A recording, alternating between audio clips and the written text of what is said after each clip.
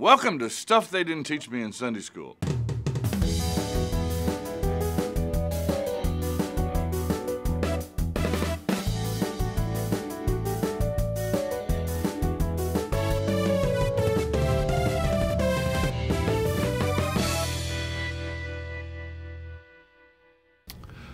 We're going to look at one more facet of that gemstone of the Passion story.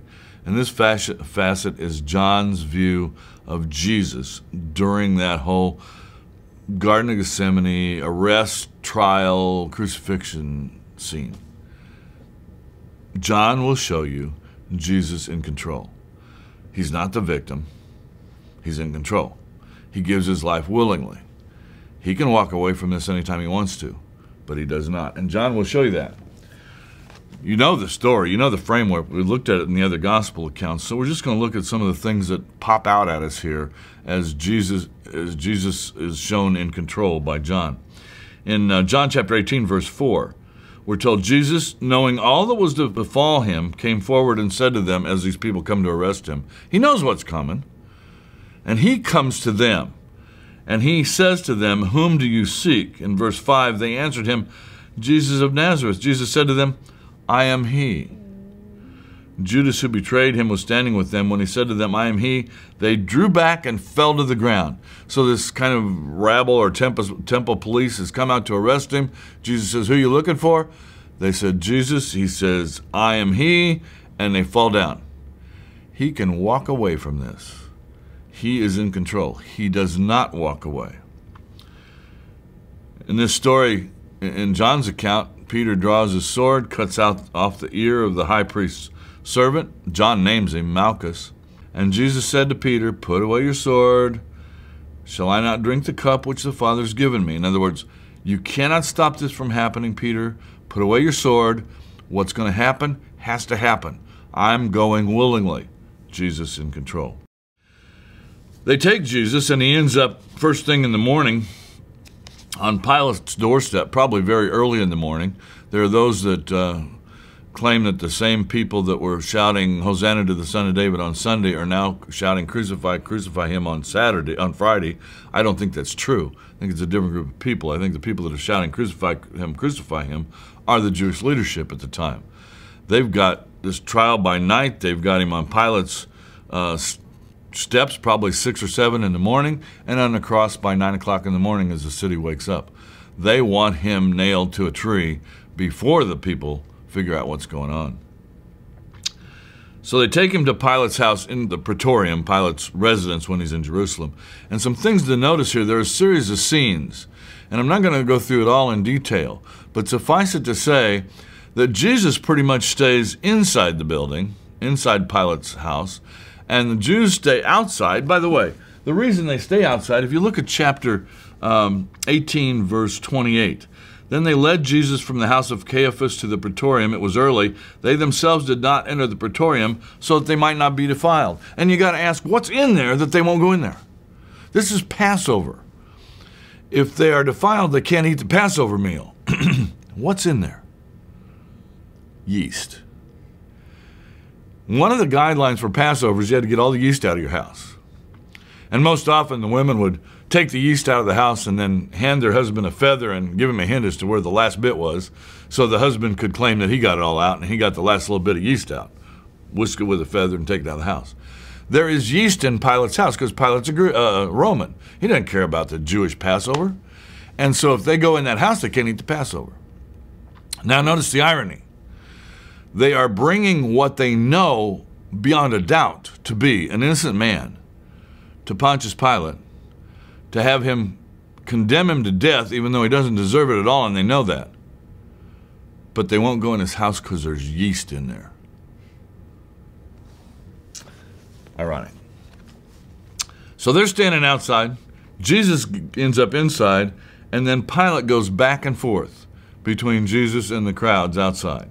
Finally brings Jesus out after he beats him. But in 7 scenes, it's Pilate that's running around and Jesus that's sitting still.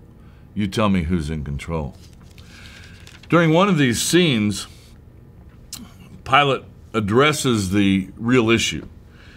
In verse 33 of chapter 18, Pilate entered the praetorium again, called Jesus, said to him, "Are you the king of the Jews?" Here's the key word in the trial. If he's a king, Pilate can condemn him to death, because then he would be in opposition to Pilate himself, in opposition to the emperor. Jesus answered, "Do you say this of your own accord, or did others say it to you about me?" In other words, you figured it out, or somebody else tell you? Pilate answered, "Am I a Jew? Your own nation and the chief priests have handed you over to me. What have you done?" It's interesting that you ask the accused what his crime is, because the accusers couldn't bring a crime. So he asked the accused. Jesus answered, and I used to think this wasn't an answer. I think it is. "My kingship is not of this world." "What have you done?" Pilate asks. "My kingship is not of this world," Jesus answered. I think it is an answer. Pilate says, "What have you done?" Jesus says, "I'm the wrong kind of king." If I had been a secular king, if I'd been willing to lead a rebellion, I'd have been okay with these folks. But I'm not that kind of king. I wash feet. I raise people from the dead. I undermine their leadership. I'm not the right kind of king. So what's my crime? My kingship isn't of this world. You know the story. The whole thing before Pilate, the scourging, the crown of thorns, you know all that. By the 6th hour, they have him on the cross. But in verse 15 of chapter 19, the crowd is outside before Pilate. Pilate is saying, "What do you want me to do with this king?" And they say, away with him, crucify him." Pilate said to them, "Shall I crucify your king?" The chief priests answered, "We have no king but Caesar." More irony. They hated Caesar's guts. They hated him. But they'll stand out there and lie, bold-faced lie, and say, "We have no king but Caesar. Crucify him." They took Jesus. They took him out and crucified him. The words from the cross that come up in John's gospel are few. One of them is as Jesus looks down and sees John and his mother. Jesus in control. He says, "I believe my mother needs to be taken care of. John, behold your mother. Mother, behold your son." And make sure that John is there to take care of his mother.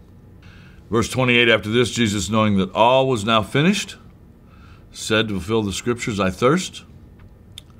They bring the vinegar. Verse 30, when Jesus had received the vinegar, he said, "It is finished." That's not a cry of desperation. It's a cry of victory. It is finished. The phrase he uses is a marketplace term.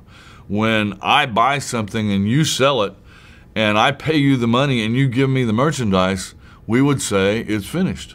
The transaction is complete. Another way to say that is paid in full. And Jesus is on the cross saying, paid in full. It's done. The deal is done. That thing I dreaded, that thing I sweat blood over in the garden, it's done. I have redeemed the world. It is finished. And then we're told he bowed his head and he gave up his spirit. Nobody took it. He gave it. He was in control. The last part of chapter 19 describes his burial. And it says, Nicodemus also had at first come to him by night, came bringing a mixture of myrrh and aloes about 100 pounds weight. And then they laid him in a tomb, a new tomb where no one else had ever been laid before. That describes the burial of a king. That much spices and being laid in a new tomb was the burial of a king. Tombs had a room for a mourner, and then a tomb with a slab in it where you laid the body, and then a back room where you threw the bones after the body had rotted off the bones. In this tomb, in that back room, there were no bones. Nobody had ever laid there before.